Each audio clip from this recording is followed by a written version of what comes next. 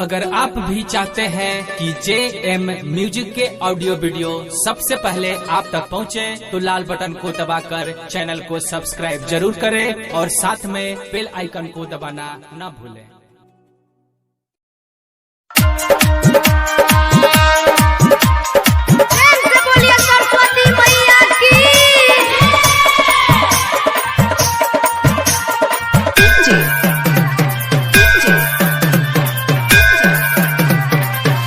सतीश रईमा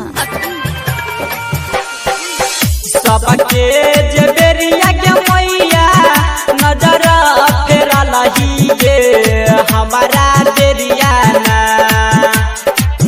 सबके जबेरिया के मैया नयन फेरा लहिए हमारा देरिया ना। गे मैया हमारा बेरिया किया गे अखिया मुन लहीना।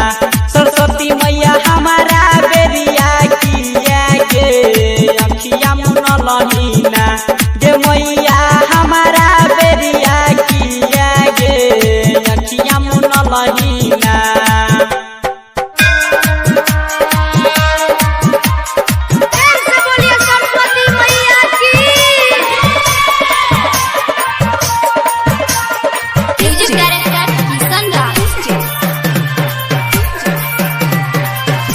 सतीश रईमा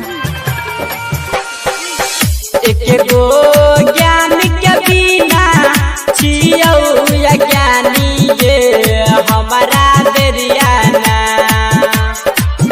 एक गो ज्ञान के बिना छियौ ज्ञानी ये हमारा देरिया ना। गे मैया हमारा बेरिया किया गे अखिया मुन लहीना।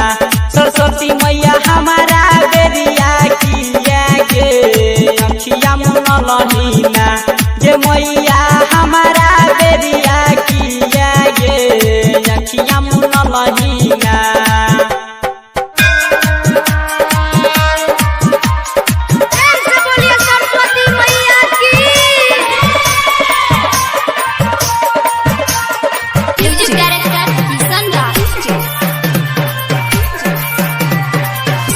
सतीश रईमा अभी आप सुन रहे हैं लानेट म्यूजिक की शानदार प्रस्तुति।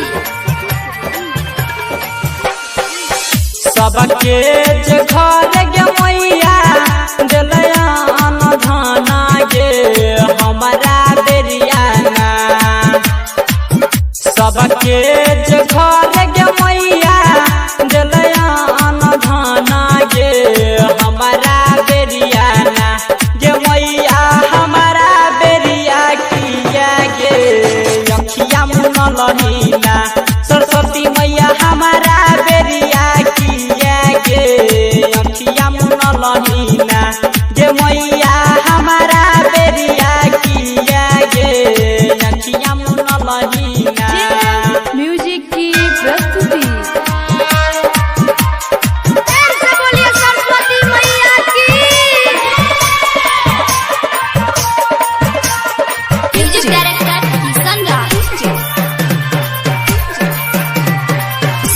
सतीश रईमा अभी आप सुन रहे हैं लानेट म्यूजिक की शानदार प्रस्तुति। कहई छौराइटर सोना किया मुँह मोरा लहिए हमारा बेरिया ना। कहई छो यादव रमनजी किया मुँह मोरा लहिए हमारा बेरिया ना। गे मैया हमारा बेरिया किया गे अखिया मुन लहीना। सरस्वती मैया हमारा बेरिया किया गे अखिया मुन लहीना। गे मैया